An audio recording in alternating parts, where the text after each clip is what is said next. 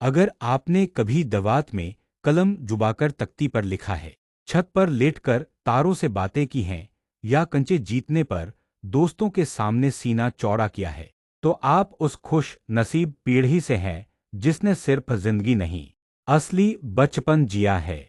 वो समय कुछ और ही था जब टीवी सिर्फ एक ही चैनल पर चलता था, दूरदर्शन। रविवार की सुबह का मतलब था पूरे मोहल्ले का एक ही घर में जुट जाना, रामायण और महाभारत देखने। चित्रहार के गानों का इंतजार हफ्तों चलता था। शक्तिमान, बुनियाद, मालगुडी डेज, जंगल बुक, सुरभि, इन सीरियल्स के किरदार घर के अपने लगते थे। टीवी को छूने की इजाजत नहीं थी। और कभी कभी एंटीना घुमाकर अब साफ आया की आवाज घर घर गूंजती थी। टीवी पर जन गण मन और मिले सुर मेरा तुम्हारा बजते ही हम सब खड़े हो जाते थे। घर की दीवारों पर टंगी एक बड़ी सी पुरानी घड़ी, जिसकी टिक टिक पूरे घर में गूंजती थी। इस्त्री करने के लिए या तो कोयले वाली भारी स्ट्रोक प्रेस इस्तेमाल होती थी, या फिर बिजली की भारी प्रेस इस्तेमाल होती थी। घर से बाहर निकलते ही असली दुनिया शुरू होती थी। गली में दोस्तों के साथ खेल, कंचे, बैट बॉल, गिल्ली डंडा, कोड़ी इक्की दुक्की, राजा मंत्री, चोर सिपाही, इलास्टिक से कूदना, छुपा छुपी, कैरम बोर्ड, साइकिल के टायर को दौड़ाना, पतंग उड़ाना और वो काटा चिल्लाना। ये सब सिर्फ खेल नहीं, हमारे बचपन के हिस्से थे। लड़कियां पोशंपा खेलती थीं और लड़के गुलेल से जामुन तोड़ते थे। कुल्फी वाला आया सुनते ही सब दौड़ पड़ते थे।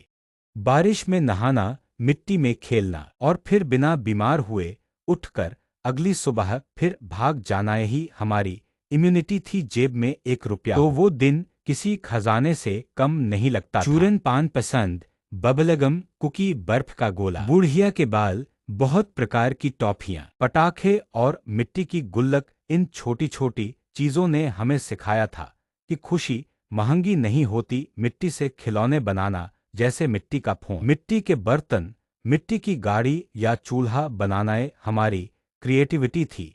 उसी टाइम पार्लेजी बिस्किट बच्चों की पहली पसंद था। शाम की चाय के साथ लोग बासी रोटी भी खा लिया करते थे। सर्दियों में रजाई और गद्दे के साथ खेलने का भी एक अलग मजा था। उसमें किला बना लेते थे या उसमें छुपकर टीवी देखते थे। ये छोटी छोटी मस्ती आज की दुनिया में कहीं खो सी गई है। स्कूल का माहौल भी कुछ अलग था। बस्ता भारी नहीं था, पर किताबों में गहराई थी। तख्ती पर बत्ती से लिखना, दवात में कलम डुबाना और स्लेट पर बार बार मिटाकर लिखते रहना। और शिक्षक सिर्फ पढ़ाते नहीं थे, गढ़ाते थे।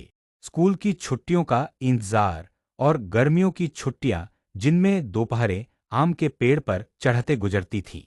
छुट्टी में घर का होमवर्क निपटाना और शाम को साइकिल से दोस्तों के साथ खेतों की ओर निकल जाना, यही था हमारा ट्रिप। गांव की जिंदगी तो और भी खूबसूरत थी। आंगन गोबर से लीपा जाता था, चूल्हे पर रोटियां सिकती थीं, उपले सुखाए जाते, चारा काटने की मशीन चलती और बैलगाड़ी की आवाज खेतों से आती थी। रोशनी के लिए लालटेन या गैस लाइट जलती थी और रात होते ही लोग छत पर सो जाते थे। तारे गिनते गिनते नींद आ जाती थी। दीवारों पर मिट्टी के हाथों के छाप और गाय बैलों की रंभाहट, ये सब हमारी रोज की ध्वनि थी। कैसेट रिकॉर्डर पर गाने सुनने का मजा ही अलग था। जब कोई गाना रिकॉर्ड हो रहा हो तो घर में सब चुप हो जाते थे ताकि बीच में आवाज ना आए।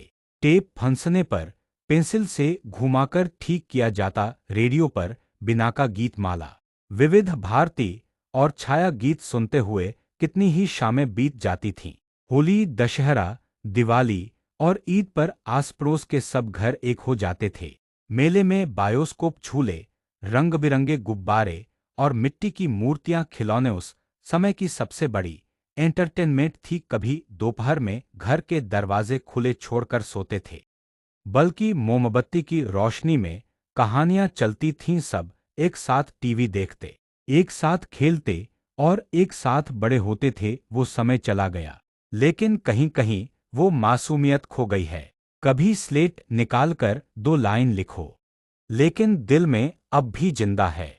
अगर ये वीडियो आपके बचपन की किसी प्यारी सी याद को छू गया हो तो एक लाइक जरूर दीजिए, अपनों के साथ शेयर कीजिए और चैनल को सब्सक्राइब करना न भूलिए। आपकी कौन सी याद दिल से जुड़ी है हमें कमेंट में जरूर बताएं। चलिए फिर मिलते हैं कुछ और भूली बिसरी यादों के साथ, उस दौर की खुशबू लिए हुए।